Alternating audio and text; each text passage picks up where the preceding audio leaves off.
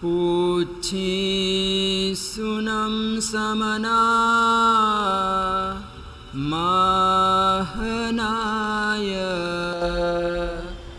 अगारिनोया परतीत्याय सेके इनेगान्तह्यं धम्ममाहु अनेरिशंसाहु समीक्षयाय कहं चनानं कहं दंसनं से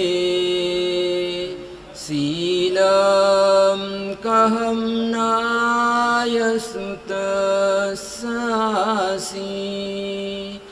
जानासिनं भिक्खुजहातहेन अहासुतं बुहि जहानिसन्तं खेयान्न एसे कुशले महेशी अनन्तनानीय अनन्तदंसि जशंसिनो चक्षुपहेठियस्य जानाहि धम्मं च धियं च पेहि।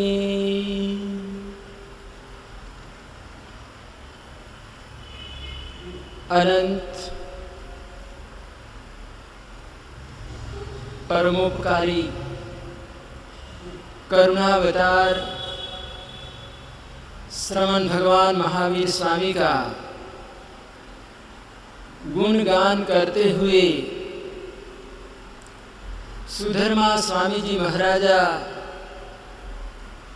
अपने प्रिय शिष्य जम्बू स्वामी को फरमा रहे हैं,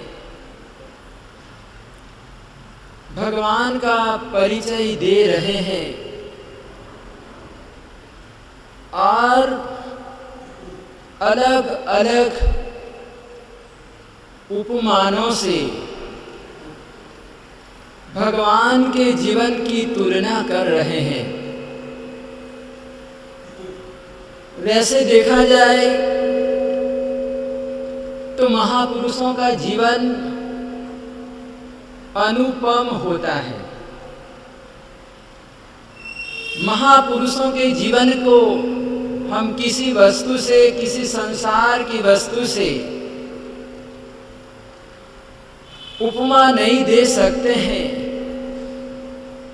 महापुरुष तो महापुरुष ही है। उनका जीवन अनुपम होता है, उपमित नहीं किया जा सकता। लेकिन फिर भी यहाँ पर भक्त से रहा नहीं जाता। भक्तिवश भक्त अपने आराध्य का गुणगान करता है और कहता है कि मेरे परमात्मा ऐसे हैं, मेरे प्रभु इस प्रकार के हैं। इस प्रकार से भक्त अपनी भक्ति के द्वारा, श्रद्धा भक्ति के द्वारा अपने प्रभु का गुणगान करता है, परिचय देता है। तो यहाँ पर सुधर्मा स्वामी जी महाराजा जम्बू स्वामी को बता रहे हैं कि हे जम्बू, श्रवण भगवान महावीर स्वामी खेदज्ञ थे, कुशल महर्षि थे, अनंत ज्ञानी थे, अनंत दर्शन संपन्न थे और जसम सिनो चक्षु पहेठियस परमात्मा यशस्वी थे। परमात्मा का जीवन बड़ा यशमय था और जो यशस्वी होता है, कहते हैं कि उस महापुरुष को सभी लोग चाहते हैं, दिल से चाहते हैं। तो ऐसे श्रवण भगवान महावीर स्वामी का धर्म और धैर्य को तुम जानो समझो। इस प्रकार से सुधर्मा स्वामी जी बड़े प्रेम से, बड़े प्यार से अपना दिल खोलकर अपने शिष्य को समझा रहे हैं, क्योंकि जम्बू स्वामी बड़े विनयवान हैं और बड़े विनम्र भाव से अपने आराध्य को पूछा है, सवाल किया है, जिज्ञासा प्रकट की है। तो जो विनयवान होता है, विनयवान के लिए तो गुरु के द्वार खुले होते हैं, दिल के द्वार खुल जाते हैं और बड़ी उदारता से ज्ञान प्रदान करते हैं, ज्ञान का दान करते हैं। तो यहाँ पर सुधर्मा स्वामी जी कहते हैं कि भगवान अनंत ज्ञानी थे। कैसे थे? परमात्मा अनंत अनंत ज्ञानी थे, यानी परमात्मा की आत्मा में अनंत ज्ञान प्रकट हुआ था। तो कल हम लोगों ने ज्ञान के बारे में देखा था कि ज्ञान की कुछ निशानियां होती हैं कि किस व्यक्ति में सम्यक ज्ञान उत्पन्न हुआ है। हमको कैसे पता चलेगा, कैसे मालूम होगा कि ये सम्यक ज्ञानी है? इस व्यक्ति के जीवन में सम्यक ज्ञान उत्पन्न हुआ है तो हमको कैसे पता चलेगा, हम कैसे जान पाएंगे? तो यहाँ पर हमारे शास्त्रकार भगवंतों ने, हमारे पूर्वाचार्यों ने ज्ञान की कुछ निशानियाँ बताई और उन निशानियों में हम लोगों ने कल देखा था कि जो ज्ञानी होता है, सम्यक ज्ञानी होता है, और जिस जीवात्मा के जीवन में सम्यक ज्ञान उत्पन्न हुआ है, ऐसे व्यक्ति के जीवन में कहते हैं कि राग कम होता है। यानी जैसे जैसे ज्ञान होता जाता है वैसे वैसे उसके जीवन से राग कम होता जाता है और संपूर्ण राग का क्षय हो जाता है, यानी जीवात्मा राग मुक्त हो जाता है। तो कहते हैं कि अनंत ज्ञान प्रकट होता है। यानी कि यहाँ पर बताया गया कि जो हमारे वितराग परमात्मा है, तीर्थंकर परमात्मा है, कहते हैं कि उनके जीवन से राग चला गया है, उन्होंने राग का त्याग कर दिया है और इसीलिए अनंत ज्ञान प्रकट हुआ। इसलिए हम परमात्मा को अनंत ज्ञानी कहते हैं। भगवान महावीर स्वामी को हम अनंत ज्ञानी कहते हैं। तो दूसरी निशानी है, पहली निशानी है राग से मुक्त होना, और दूसरे नंबर में बताया गया कि जो व्यक्ति सम्यक ज्ञानी होता है, उस सम्यक ज्ञानी के जीवन में श्रेय और प्रेय दोनों चीजें सामने होती हैं। सम्यक ज्ञानी व्यक्ति के सामने दोनों चीजें होती हैं, श्रेय भी होता है और प्रेय भी होता है। लेकिन कहते हैं कि सम्यक ज्ञानी व्यक्ति किसकी पसंदगी करता है? श्रेय की पसंदगी करता है। किसकी पसंदगी करता है? श्रेय की पसंदगी करता है। श्रेय के प्रति उस व्यक्ति का अनुराग होता है। क्या होता है? अनुराग होता है, उसका झुकाव श्रेय की ओर होता है। किसकी ओर होता है? श्रेय की ओर होता है। तो श्रेय और प्रेय क्या चीज है? दोनों शब्द हैं, श्रेय शब्द है और प्रेय शब्द है। तो श्रेय यानी कि श्रेष्ठ, यहां पर इसका अर्थ किया गया कि श्रेय यानी श्रेयस्कर, आत्म कल्याण जिससे होता है। क्या होता है? जिससे आत्म कल्याण होता है, जो सर्वश्रेष्ठ है, परम है, उस व्यक्ति के जीवन में कहते हैं कि श्रेय होता है। क्या होता है? श्रेय होता है, यानी वो व्यक्ति त्याग के मार्ग पर चलता है। कहां पर चलता है? श्रेयार्थी व्यक्ति त्याग के मार्ग पर चलता है। उस व्यक्ति को संसार अच्छा नहीं लगता है, संसार मधुर नहीं लगता है, उस व्यक्ति को संसार खारा लगता है। कैसा लगता है? संसार खारा लगता है, भले ही उसके सामने सब कुछ है। जैसे भगवान महावीर स्वामी का जन्म राजकुल परिवार में हुआ था और चारों तरफ वैभव बिखरा था, सुख ही सुख था, राजमहलों में प्रभु का जन्म हुआ था। लेकिन परमात्मा ने देखा कि ये सब क्या है, ये जो पदार्थ है, इंद्रियों के जो पदार्थ है, 5 इंद्रियों के जो पदार्थ हैं, वो भले देखने में तो अच्छे लगते हैं, प्रिय लगते हैं, लेकिन उसका जो अंत है वो दुखदाई है। क्या है? दुखदाई है। उसका जो परिणाम है, जो रिजल्ट आने वाला है, अंत में जो रिजल्ट आने वाला है, कहते हैं कि दुख ही मिलने वाला। क्या मिलने वाला है? दुख ही दुख मिलने वाला है। और जैसे जैसे हमारी कामनाएं बढ़ती जाती हैं, इच्छाएं बढ़ती जाती है, विषय वासना बढ़ती जाती है, कहते हैं कि उसका अंत नहीं होता। कहते हैं कि इतिहास में कहानी आती है ययाति की, तो कहते हैं कि ययाति ने हजारों वर्षों तक विषय भोग किया और कहते हैं कि अपने बेटे, अपने पुत्र से उन्होंने उधार आयु ली। वैसे मतलब दूसरे से आयु ली नहीं जाती है, लेकिन यहाँ पर वैदिक धर्म की एक कहानी है कि पिता ने अपने बेटे से, युवान बेटे से आयु ली और ज्यादा मैं संसार में रहूं और ना आनंद उठा सकूं, विषय भोग करता रहूं, इस प्रकार की भावना से अपने बेटे से आयुष्य लिया और बेटे ने भी दिया।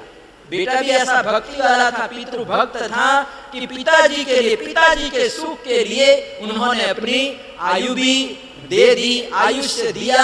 और कहते हैं कि वापस ययाति ने हजारों वर्षों तक कहते हैं कि विषय भोग किया, भोगों का उपभोग किया, लेकिन कहते हैं कि तृप्ति नहीं हो पाई। हजारों वर्षों तक कहते हैं कि भोग करने के बाद भी राजा को तृप्ति नहीं हो पाई, राजा का मन अतृप्त रहा।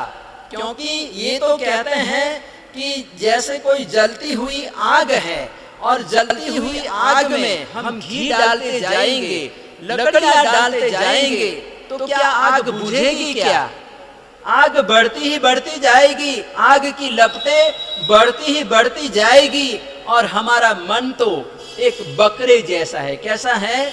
हमारा मन बकरे जैसा है। एक राजा के पास बकरा था और अपने सभासदों को, अपनी प्रजाजनों को वो उपदेश दे रहे थे, धर्म का उपदेश दे रहे थे, लेकिन कोई ध्यान से सुन नहीं रहा था।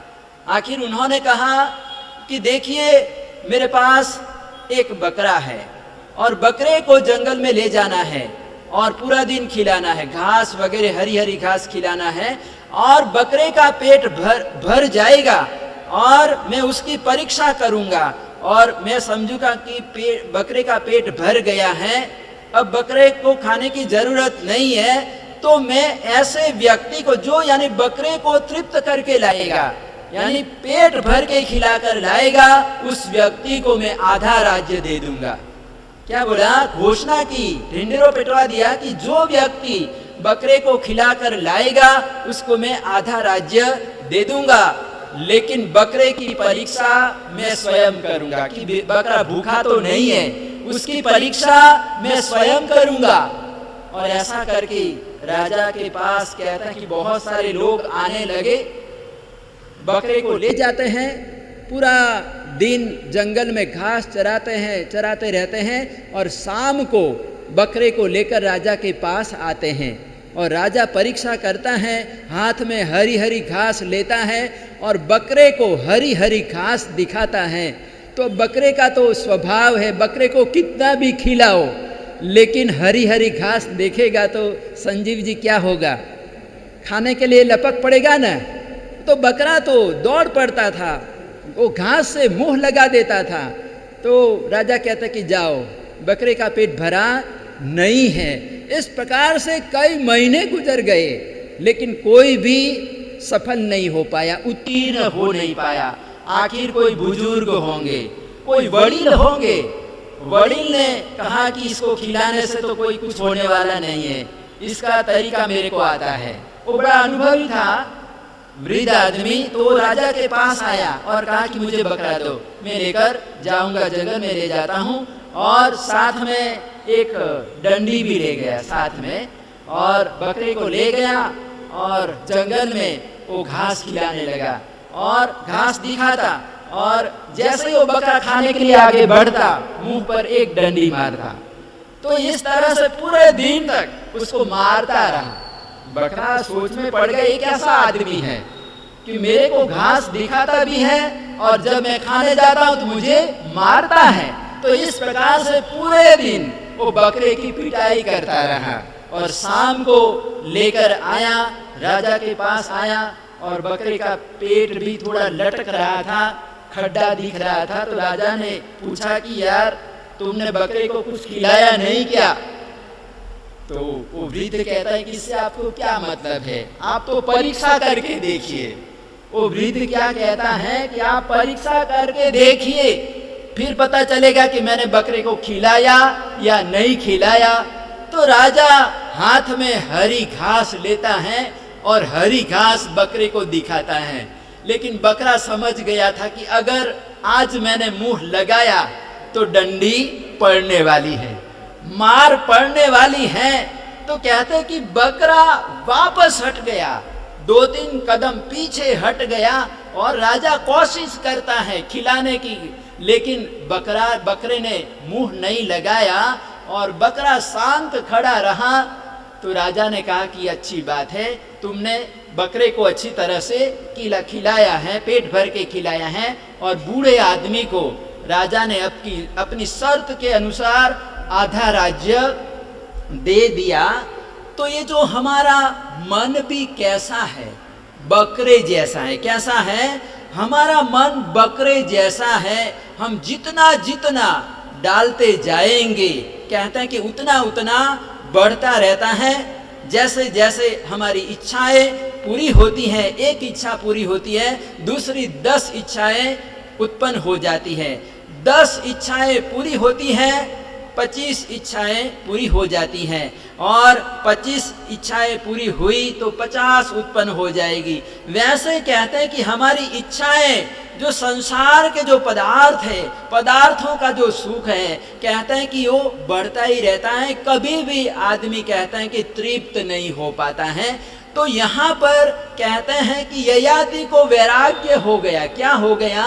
वैराग्य हो गया कि न जातु कामः कामानाम उपभोगेन साम्यति हविषा कृतवर्तमेव वर्ष भोग्येन भर्तु।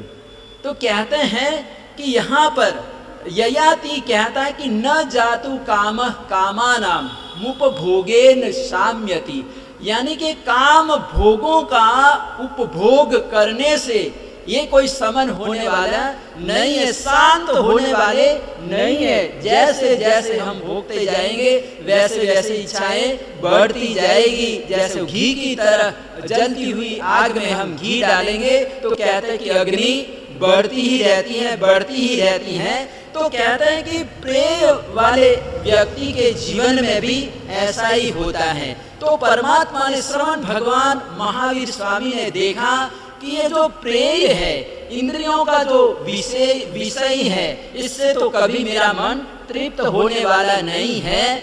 और भले ही ये पहले सुखदायी दिखाई देते हैं, मनोरम दिखाई देते हैं, लेकिन इसका जो अंत है वो अंत बड़ा दुखदायी है।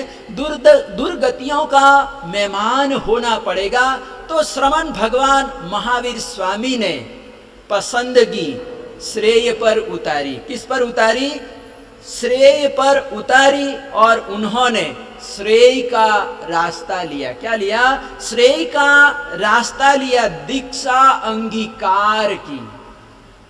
22वें तीर्थंकर भगवान नेमिनाथ परमात्मा कहता है कि नेमिनाथ परमात्मा के सामने भी श्रेय और प्रेय था, दोनों चीजें थी। अरे ब्याहने के लिए बारात लेकर निकले हैं, पूरी तैयारी हो चुकी है, बारात भी अपने राजमहल से निकल चुकी है, शादी होने वाली है, विवाह होने वाला है, बारात चल रही है। और उस समय पशुओं की आवाज सुनाई दे रही है। अपने सारथी को पूछते हैं कि हे सारथी, ये आवाज कहां से आ रही है, किसकी आवाज आ रही है? तो उस समय सारथी जवाब देता है कि प्रभु, ये बाड़े में पशुओं को बांधकर रखा गया है, ये विवाह होने वाला है, शादी होने वाली है, और उसके निमित्त से ये पशुओं को रखा गया है, हिरण वगैरह सबको रखा गया है, बांधकर रखा गया है। और ये पशु पुकार रहे हैं, आर्तनाद है, वो कह रहे हैं कि हमको बचाइए, हमको बचाइए। उनको पता चल गया है कि अब हम कुछ घंटों के मेहमान हैं। क्या है? हम कुछ घंटों के मेहमान हैं, हमको जीवन दान दीजिए। इस प्रकार की ये पशुओं की पुकार है। तो कहते हैं कि नेमिनाथ परमात्मा ने कहा कि मुझे ऐसा विवाह नहीं रचाना है। उन्होंने गिरनार की तरफ अपना रथ घुमा लिया और कहते हैं कि गिरनार जी पहुंच गए और वहां पर जाकर परमात्मा ने दीक्षा अंगीकार कर ली। तो ये ऐसा महापुरुषों का जीवन होता है कि महापुरुषों के जीवन में श्रेय और प्रेय दोनों चीजें होती हैं, लेकिन महापुरुष अपनी जो पसंदगी है वो श्रेय पर करते हैं, श्रेय की पसंदगी करते हैं। और कहते हैं कि श्रेय की पसंदगी करके भले ही कहते हैं कि शुरुआत में, प्रारंभ में कष्ट आते हैं, उपसर्ग वगैरह आते हैं, साधना काल में उपसर्ग वगैरह आ सकते हैं, कष्टकर प्रतीत हो सकता है, लेकिन उसका जो परिणाम है, लास्ट में जो परिणाम आता है वो बड़ा सुखदायी होता है, इससे शाश्वत सुख मिलता है। तो कहते हैं कि ये हमारा संसार है और संसार में दोनों चीजें रहती हैं, श्रेय भी है और प्रेय भी है। तो एक संसार का मार्ग है और दूसरा मोक्ष का मार्ग है। तो हमको कहाँ पर चलना है? श्रेय के मार्ग पर चलना है या फिर प्रेय के मार्ग पर चलना है? तो जो सम्यक ज्ञानी है, जिसके जीवन में सम्यक ज्ञान है, वो जीवात्मा सम्यक ज्ञान के द्वारा कहते हैं कि श्रेय की पसंदगी करता है। उसको श्रेय अच्छा लगता है, बड़ा प्यारा लगता है, मधुर लगता है, त्याग का जीवन उसको बड़ा अच्छा लगता है। तो हमारी भी पसंदगी कैसी है? जे नेमिनाथ परमात्मा जैसी, भगवान महावीर स्वामी जैसी। अरे हमको कहते हैं कि धर्म अच्छा लगता है, तपस्या अच्छी लगती है, परमात्मा की सेवा पूजा करना, सुबह सुबह में देरासर जाना, परमात्मा की अष्ट प्रकारी पूजा करना, आराधना साधना करना, आरती उतारना, सामायिक करना, प्रतिगमन करना, कौशक करना, ये सब कुछ हमको अच्छा लगता है। साधु भगवंत अच्छे लगते हैं, देव गुरु धर्म अच्छा लगता है। तो समझो हम सम्यक ज्ञानी है। क्या है? हम सम्यक ज्ञानी है। किसी को मतलब पसंद नहीं होता है, उपाश्रय में आना भी पसंद नहीं होता है, देरासर में जाना भी पसंद नहीं होता है, साधु भगवान के पास आना भी पसंद नहीं करते हैं। उनके भी बहुत सारी शर्तें होती हैं कि महाराज जी आए हैं, ठीक है, महाराज जी तो आए हैं, लेकिन महाराज जी भी मतलब इस तरह से लोगों के दिल में तरह तरह के भाव होते हैं। चलो अमुक महाराज जी आए तो जाएंगे, अमुक महाराज जी मतलब ये हमारे काम के नहीं है। लेकिन जो सम्यक ज्ञानी है, सम्यक ज्ञानी के लिए क्या है? कोई भी साधु भगवान आ जाए, कहते हैं कि उनको तो वंदन करना है। क्या करना है? वंदन करना है, दर्शन करना है। और जो भी महाराज जी सुनाते हैं, परमात्मा की धर्म देशना सुनाते हैं, वो प्रवचन सुनना है, श्रवण करना है। बाकी हमको हमारे दिल में कोई ऐसा भाव नहीं है कि ये अपना है, ये पराया है, ऐसा कोई हमारे में इस तरह का कोई भाव नहीं, भेदभाव बिल्कुल नहीं है। हमको तो आशीर्वाद देना है। क्या देना है? आशीर्वाद देना। कोई भी आए हमको तो आशीर्वाद देना है, धर्म लाभ देना। क्या देना है? धर्म लाभ देना है। तो साधु भगवान तो परम उपकारी होते हैं, परम हितकारी होते हैं। तो कहते हैं कि साधु भगवान हमको अच्छे लगते हैं, हमारे तीर्थंकर परमात्मा, देवादिदेव तीर्थंकर परमात्मा अच्छे लगते हैं, तीर्थंकर परमात्मा का धर्म अच्छा लगता है। तो समझो कि हम सम्यक ज्ञानी हैं। तो ये सम्यक ज्ञानी की ये दूसरी निशानी बताई गई कि वो श्रेय में अनुराग वाला होता है, श्रेय उसको अच्छा लगता है, उस श्रेय को चाहता है। अब तीसरे नंबर में तीसरी निशानी है मैत्री भाव। जिसमें सम्यक ज्ञान होता है वो कहते हैं कि उसका सब जीवों के प्रति मैत्री भाव होता है, यानी सब मेरे मित्र है। उसके लिए तो उसके दिल में एक ही सूत्र गूंजता रहता है, मित्ति में सर्वभूतेषु वैरम मज्जन के नहीं। यानी सम्यक ज्ञानी का ये लक्षण है कि मित्ति में सर्वभूतेषु, यानी जितने भी संसार में प्राणी है, जगत में प्राणी है, छोटे बड़े जितने भी जीव जंतु है, वो सब मेरे मित्र है। क्या है? वो सब मेरे मित्र हैं। तो इस प्रकार से ज्ञानी में, सम्यक ज्ञानी में मैत्री भाव होता है। तो इस प्रकार से कहते हैं कि जो सम्यक ज्ञानी होता है, तो तीर्थंकर परमात्मा भगवान महावीर स्वामी के लिए क्या था? मिट्टी में सब भेषु ही था ना। परमात्मा के जीवन में ऐसा कोई भेदभाव या किसी के प्रति द्वेष भाव ऐसा कुछ था क्या? यानी परमात्मा सभी को चाहते थे, यानी मैत्री भाव था सभी जीवों से। तीर्थंकर परमात्मा का मैत्री भाव था, यानी परमात्मा वितराग बन गए थे। परमात्मा का जीवन कहता है कि श्रेयमय था, श्रेय के प्रति परमात्मा का जबरदस्त अनुराग था, अनुरक्ति थी, और जीव मात्र के प्रति परमात्मा की मैत्री थी, मैत्री भाव था।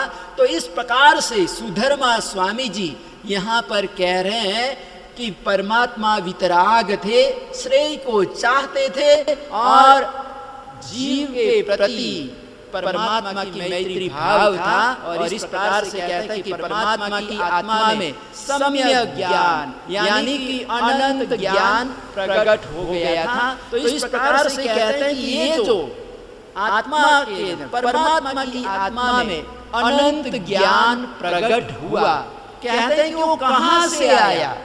बाहर से आया या किसी शास्त्रों से आया, शास्त्रों का अध्ययन करने से आया, कहाँ से आया? तो कहते हैं कि ये जो ज्ञान है, जो अनंत ज्ञान है, कहते हैं कि परमात्मा की आत्मा में ही छिपा हुआ था। कहाँ था? भीतर ही छिपा हुआ था। और परमात्मा ने क्या किया? जो ज्ञान के ऊपर जो पर्दा था, वो पर्दा हटा दिया। परमात्मा ने क्या किया? अपनी साधना के द्वारा, अपने गुणों के द्वारा जो पर्दा था, वो पर्दा हटा दिया। तो कहते हैं कि अनंत ज्ञान प्रकट हो गया। तो कहते हैं कि हमारी आत्मा में अनंत अनंत शक्तियां हैं। क्या है? बहुत सारी शक्तियां हैं, लेकिन कहते हैं कि ये शक्तियां सुषुप्त अवस्था में है। किस अवस्था में है? हमारी शक्तियां, आत्मा की शक्तियां सोई हुई है। क्या है? सोई हुई है। और ये सुषुप्त शक्तियों को हमको जगाना होगा। तो बहुत सारे शब्द आते हैं कि ये सम्यक ज्ञान, आत्मज्ञान, इस प्रकार से बहुत सारे शब्द आते हैं हमारे आगमों में, हमारे शास्त्रों में बहुत प्रकार के शब्द आते हैं। तो आत्मज्ञान, सम्यक ज्ञान, ये जो शब्द हैं, कहते हैं कि सभी का एक ही अर्थ होता है। क्या होता है? एक ही अर्थ होता है सम्यक ज्ञान। आत्मज्ञान बोलो या फिर सम्यक ज्ञान बोलो, एक ही चीज है। तो आत्मा की बहुत सारी शक्तियां हैं, और जब ये शक्तियां जागृत हो जाती हैं, ज्ञान मिलता है, तो कहते हैं कि हमें आनंद की प्राप्ति होती है। लेकिन अभी क्या है? हमारी शक्तियां सोई हुई हैं और हमको आत्मविस्मरण हो चुका है। यानी जो हमारी शक्तियां हैं उन शक्तियों को हम भूल चुके हैं। कोई हमको पूछता है कि तुम्हारा नाम क्या है, तो हम अपना नाम बताते हैं कि कहाँ पर जन्म हुआ, किस स्कूल में हमारा जन्म हुआ, कितना पढ़ा लिखा है, इस प्रकार से हम जवाब देते हैं। हम अपना परिचय देते हैं, हम हिंदू है, मुसलमान है, जैन है, बौद्ध है, इस प्रकार से हम अपना जवाब देते हैं। लेकिन कहते हैं कि ये हमारा अपना वास्तविक परिचय नहीं है। ये जो हमारा परिचय है ये तो कहते हैं कि एक जन्म का है। ये परिचय कैसा है? एक जन्म तक ही रहने वाला है, फिर अगले जन्म में हम दूसरा कोई परिचय हो जाएगा। तो कहते हैं कि वो कोई सही वास्तविक परिचय नहीं है। हमारा परिचय तो क्या है? सच्चिद आनंद, सच्चिदानंद। क्या है हमारा सही परिचय? तो सच्चिदानंद है। क्या है? सच्चिदानंद है, यानी हमारी आत्मा शुद्ध है। क्या है? हमारी आत्मा शुद्ध है, बुद्ध है और ज्योति स्वरूप है। और इसीलिए श्रीमद् राजचंद्र जी ने एक नाम आता है श्रीमद् राजचंद्र जी का। कहते हैं कि महात्मा गांधी विचलित हो गए थे, डावाडोल हो गए थे, वो धर्म को छोड़ने के लिए तैयार हो गए थे, धर्म परिवर्तन करने के लिए तैयार हो गए थे।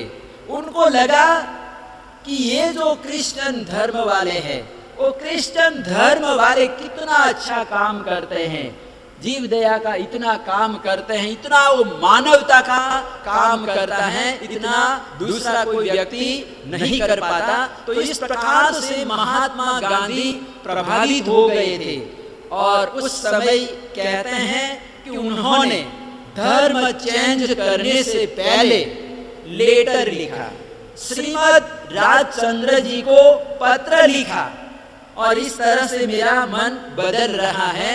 तो कई सवाल कहते हैं कि महात्मा गांधी जी ने किए थे, और श्रीमद् राजचंद्र जी ने सभी सवालों का जवाब दिया। और इस तरह से महात्मा गांधी कहते हैं कि उनका दिल बदल गया था, हृदय परिवर्तन हो गया था। लेकिन वापस श्रीमद् राजचंद्र जी ने अपने धर्म में स्थिर कर दिया, नहीं तो गांधी जी जाने के लिए तैयार हो गए थे। तो यहाँ पर कहते हैं कि ऐसे श्रीमद् राजचंद्र जी ने आत्मसिद्धि नाम का गुजराती भाषा में शास्त्र लिखा है। उसको हम आत्मसिद्धि बोलते हैं। क्या बोलते हैं? आत्मसिद्धि बोलते हैं। छोटा सा शास्त्र है। तो कहते हैं कि एक ही रात में लिखा है। उन्होंने श्रीमद् राजचंद्र जी ने ये जो शास्त्र लिखा, आत्मसिद्धि शास्त्र लिखा, वो एक ही रात में लिखा है। और एक आदमी, उस समय लाइट भी नहीं थी, तो कहता है कि लालटेन फानुस लेकर खड़ा है और श्रीमद् राजचंद्र जी लिख रहे। और इस प्रकार से कहते हैं कि एक रात में उन्होंने ये आत्मसिद्धि शास्त्र लिख दिया। तो ऐसे आत्मसिद्धि शास्त्र में श्रीमद् राजचंद्र जी ने आत्मा के बारे में लिखा है। उन्होंने लिखा कि शुद्ध बुद्ध चैतन्य घन स्वयं ज्योति सुखधाम, बीजू कहिए केटलू कर विचार तो पाम।